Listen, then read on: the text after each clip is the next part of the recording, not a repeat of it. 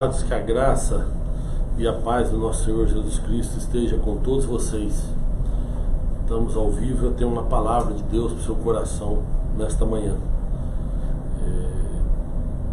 É uma palavra que às vezes a gente passa por algumas lutas, às vezes a gente se sente aprisionados em algumas questões e a gente pede para Deus às vezes nos livrar de algumas situações, quando na verdade a vontade de Deus é deixar que a gente passe, permitir que a gente passe por determinadas situações, para que o nome dele seja glorificado em nossas vidas, né?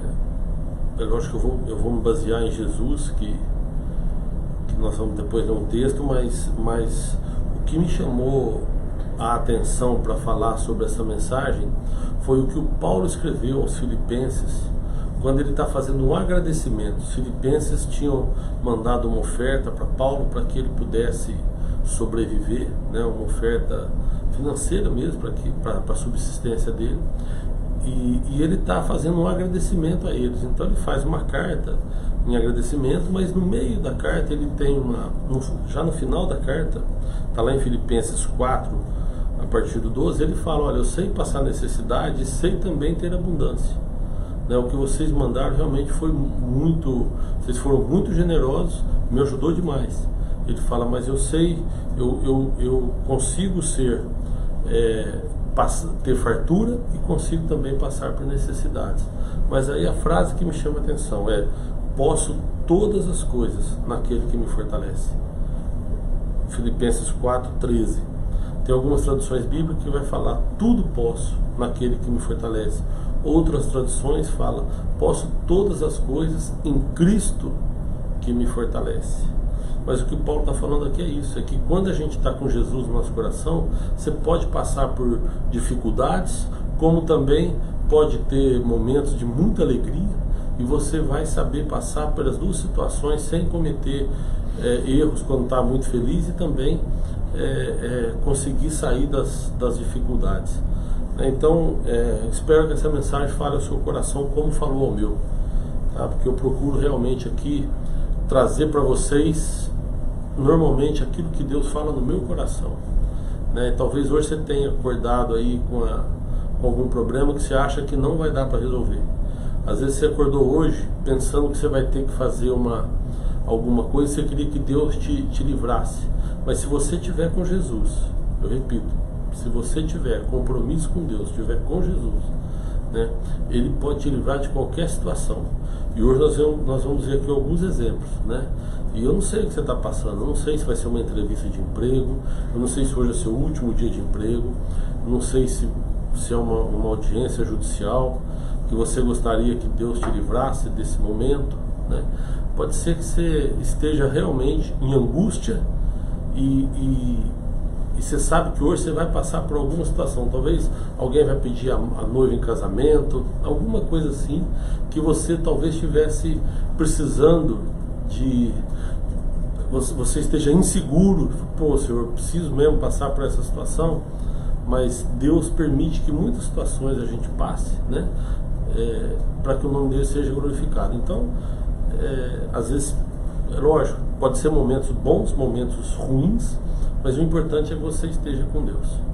Eu quero ler com vocês uma passagem que está no Evangelho de Lucas, que é quando Jesus ele tem a Santa Ceia, ele faz a última ceia com os seus discípulos, e depois ele dá algumas orientações para eles, e sai e vai para o Monte das Oliveiras, né? Mas no pé do Monte das Oliveiras tem um lugar ali que chama Getsemane, que é prensa de azeite, né?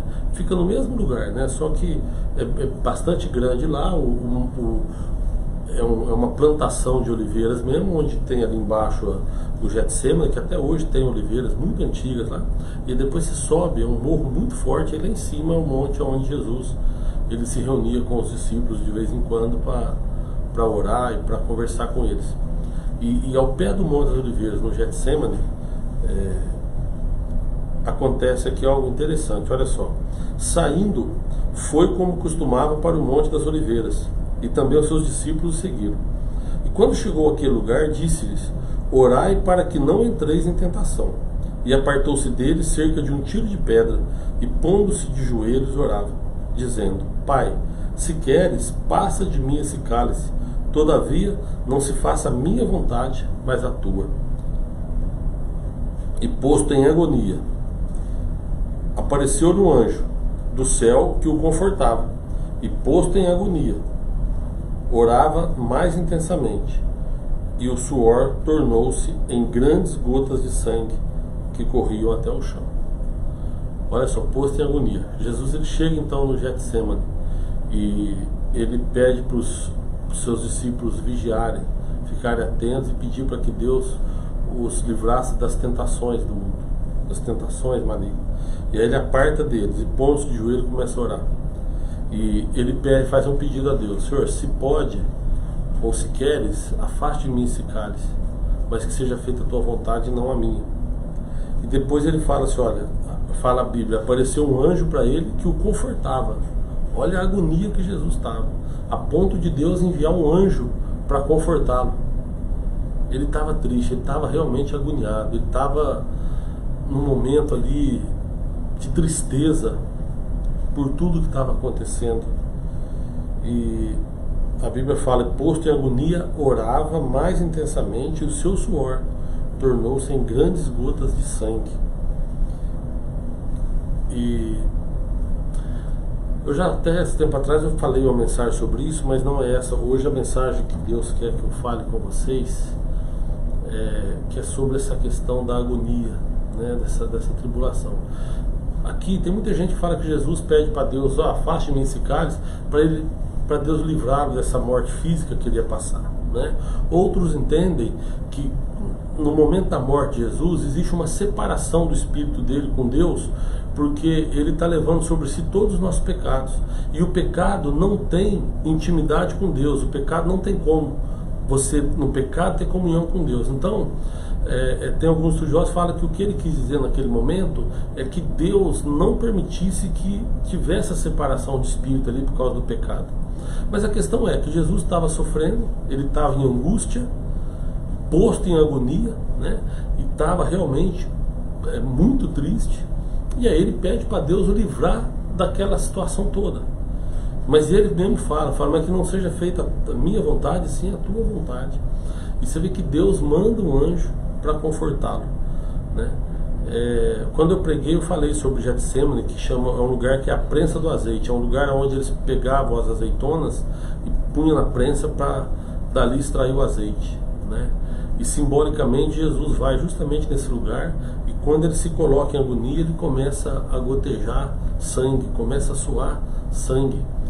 E eu falo isso para as pessoas, nós somos como esponja, a gente começa a absorver coisas, né? E aí quando alguém te espreme, o que sai é aquilo que você absorveu no decorrer da tua vida, né? Jesus um dia falou, a boca fala que o coração está cheio.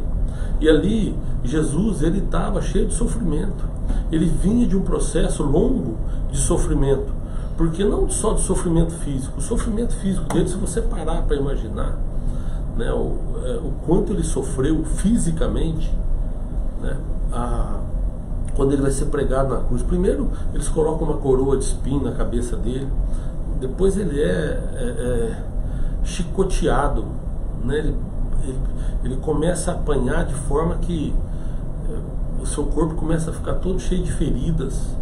Aí quando eles vão colocar ele na cruz, eles pregam com a mão ou o punho, né, a gente não sabe, mas provavelmente na mão dele. Aí o peso dele ficou sobre os pés, nunca o que sustentava ele na cruz eram os pés, né? Então imagina a dor que ele passava, imagina a hora que o pessoal vai levantar a cruz, eles fazem o buraco, levanta a cruz, a hora que a cruz bate no chão, né? A dor, todo aquele peso em cima dos pregos ali que ele está sentindo, né? Então, se a gente for analisar o sofrimento físico que Jesus passou, né, mas o sofrimento maior que ele passou foi emocional, mental, porque na verdade tem até o momento que ele está carregando a cruz e as mulheres começam a chorar em volta dele, ele fala, não chore por mim, chore por vocês. Ou seja, ele estava agoniado, triste, não pelo sofrimento físico, mas porque muitos que viram, que presenciaram, não acreditaram nele. Muitos que tiveram a oportunidade de estar ali com ele, né, vendo tantos milagres que ele fez, não acreditaram nele. E a grande agonia dele, a grande angústia dele era por isso, né? E aí a hora que ele é espremido, né, o que sai dele é o que ele tem, é o sofrimento, né? Porque Jesus, ele foi se esvaziando, ele foi ensinando, ele sabe tudo que ele sabia, ele foi falando aos discípulos e fazendo milagres, mas ele ia absorvendo um sofrimento muito grande do povo. E a hora que ele é exprimido, então sai sangue, mostra o sofrimento dele, né? Então por isso que eu falo, nós somos como esponja.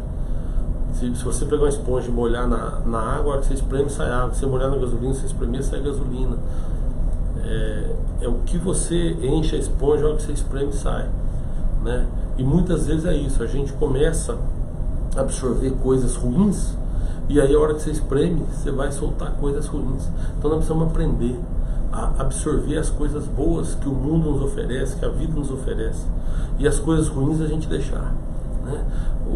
Nós estamos falando aqui do Facebook. O Facebook é uma fonte inesgotável de problemas, porque às vezes é uma crítica, às vezes sabe, as pessoas usam o Facebook de um lado tão tenebroso, tão mal, e que aí se a gente, quanto menos você vê, melhor, né? Então se você puder absorver aquilo que tem de bom, que o Facebook oferece de bom, e deixar as coisas ruins, e nós estamos falando de pessoas, né? Tem pessoas que não conseguem fazer outra coisa a não ser desejar mal dos outros, a não ser fazer o mal para os outros, mas pela graça de Deus tem muitas pessoas querendo fazer o bem. Então nós precisamos aprender a absorver aquilo que é bom para a nossa vida, e aquilo que não é bom a gente deixar, porque a hora que você for exprimido, você possa também soltar coisas boas. E nós estamos falando aqui de Jesus, mas olha só, na Bíblia tem várias histórias que a gente pode lembrar de problemas que as pessoas passaram também. E por exemplo, José lá no Egito, né? José, quando ele é vendido pelos irmãos, ele é jogado no buraco. Depois disso, passa os midianitas, mercadores ali, compram dos seus irmãos e o levam para o Egito, né? Mas quando ele está ali, ele era um rapaz que era o preferido do pai dele. Os irmãos aproveitam porque ele está longe do pai. Eu até fiz uma pregação sobre isso, né? O inimigo é isso, ele aproveita quando você está longe do pai para te jogar no buraco. Então nós precisamos ficar sempre perto de Deus. Mas José foi jogado no buraco, depois ele foi tirado. Se a gente pegar Davi, quando Saul se revolta contra ele por inveja, olha só, José, ele foi jogado no buraco por inveja. Os irmãos tinham inveja dele, por isso jogaram ele no buraco. Davi foi vítima da inveja de Saul. Saul se colocou contra Davi. Saul era o rei, Davi era um humilde servo ali. Porém, como Davi começou, já tinha matado o gigante, começou a ir para frente das guerras e vencer várias batalhas, o povo começou a se organizar em torno de Davi, e eles elogiavam demais Davi, e aquilo ali foi nascendo uma inveja no coração de Saul. E aí Saul então desejou matar Davi, foi para cima, e Davi fugiu, teve que ir para a caverna de Adulão se esconder. E dali é que sai então ele com o exército, são 300 homens, ou 400 homens que estão ali também em agonia, e dali ele monta o seu exército e sai, né? Mas ele foi colocado na caverna, teve que ficar um tempo lá escondido. Se a gente pegar Daniel é uma história fantástica, porque pela fidelidade dele, por inveja dos outros, Nabucodonosor tinha dominado todo o Oriente ali, né? A Babilônia comandava todo o Oriente, e desde lá de onde é o Irã, o Iraque, hoje tem aquela briga, até no Egito, e Nabucodonosor tinha dominado tudo. E ele foi dividindo o reino dele em províncias, foi um total de 120 províncias, né, mini-reinos, e ele foi colocando um príncipe em cada uma delas, e Daniel foi colocado como príncipe de uma delas. Mas a própria Bíblia fala que Daniel, ele estava se preparando para ser o grande líder. Nabucodonosor ia colocar Daniel sobre todas as nações que ele tinha conquistado.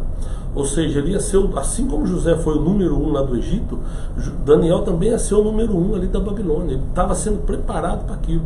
E os outros perceberam isso, deram um jeito de puxar o tapete de Daniel.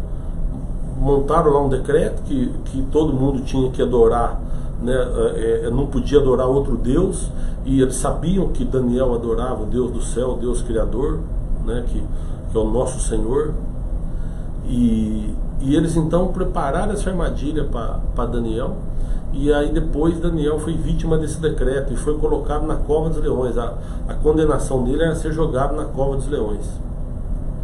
E ele tinha 3 amigos, Sadraque, Mesaque e Abednego, que são 3 também que caíram numa armadilha por inveja, né? Todos eles tinham que adorar a imagem de Nabucodonosor. Nabucodonosor tinha feito uma estátua de 30 metros de altura, 27 metros de altura, e todos tinham que se prostrar diante da estátua toda vez que ouvia tocar alguns instrumentos musicais lá, gaita de folhos, uma série de instrumentos lá. Eles tinham que se curvar naquela estátua, e os 3 amigos de Daniel se recusavam a curvar. E inveja em volta deles fez com que eles fossem entregues ao rei e falaram: olha, tem aqueles 3 lá que não querem se curvar. Foram jogados numa fornalha de fogo, uma fornalha que diz a Bíblia que estava tão quente, mandou esquentar não sei quantas vezes mais, 6, 7 vezes mais do que o normal, e ela estava tão quente que os homens que foram jogar eles na fornalha morreram queimados. Assim que jogaram os 3 na fornalha, os homens ficaram esturricados ali fora, de tão quente que estava a fornalha. E até o rei fala para um dos seus servos, fala: escuta, mas não eram 3 os condenados? Ele falou: eu estou vendo 4 lá dentro, né? E depois eles saem ilesos, assim como também Daniel saiu ileso da cova dos leões. Assim como José foi resgatado, depois vendido aos midianitas, mas ele foi resgatado do buraco. Jeremias, por profetizar coisas, a verdade sobre a palavra de Deus, também causou ali uma grande, aí já não é nem inveja, é uma incredulidade na parte do povo.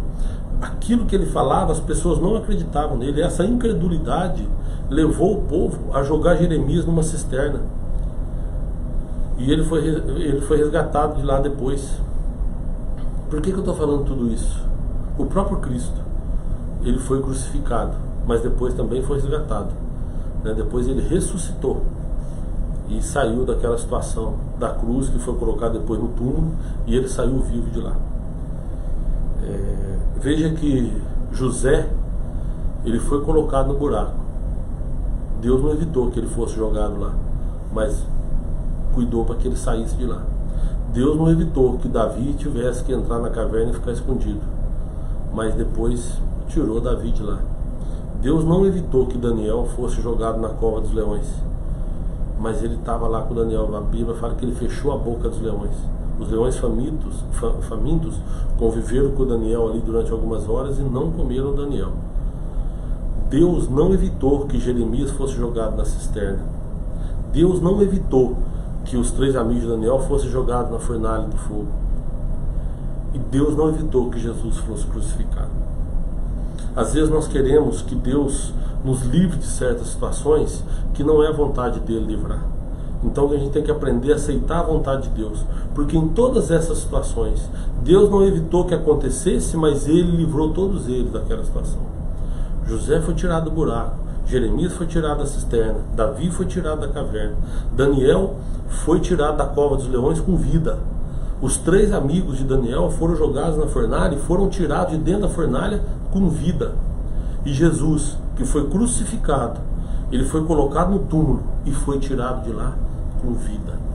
O que eu quero dizer para você nessa manhã é que muitas vezes o nosso coração deseja que a gente não passe por certas situações. Às vezes você está passando por uma angústia, está passando por um problema, e você queria se livrar desse problema. Você queria que aquilo lá nunca tivesse acontecido na tua vida. Mas a verdade é que tudo isso acontece para glorificar o nome de Deus. Todas essas situações a gente só sabe porque eles passaram. Se eles não tivessem passado por essas situações, talvez não tivesse narrado na Bíblia, e talvez hoje a gente não conhecesse essa história. Então, o que eu quero falar para você é que se você está passando por um problema, ou já passou por um cárcere, por um problema desse tipo, Deus permitiu para que o nome dele fosse glorificado através da tua vida. Mas o importante é que Deus te tira. Se Deus te tirou de lá, você tem agora o testemunho para dar. Deus te tira dessas situações, e se tem alguma situação que você sabe que vai ter que passar, você pode ter certeza que Deus permite que você passe por ela, mas Ele vai estar com você, e Ele tira você de qualquer situação. A diferença está na fé. está na nossa comunhão com Deus, no nosso compromisso com Deus. Né? Todos esses homens que eu falei foram vítimas de inveja, de processos através do ser humano. Né? Mas Deus tem uma maneira diferente de tratar conosco.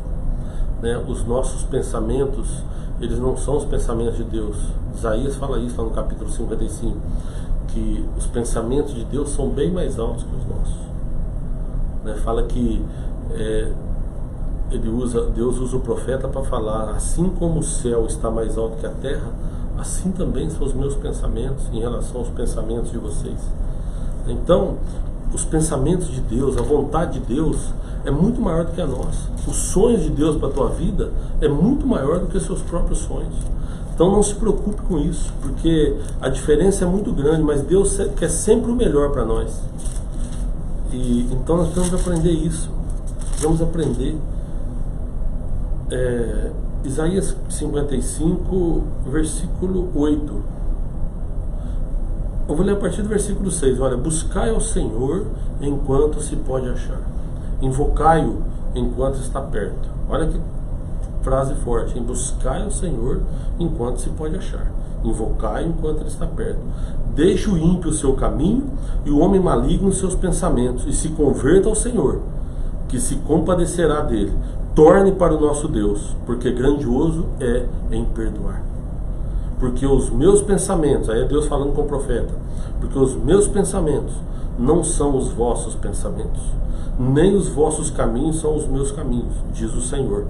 Porque assim como os céus são mais altos do que a terra, assim os meus caminhos são mais altos do que os vossos caminhos, e os meus pensamentos mais altos do que os vossos pensamentos. Converta-se ao amor de Deus, deixa o homem maligno o seu caminho do mal e venha para a presença de Deus.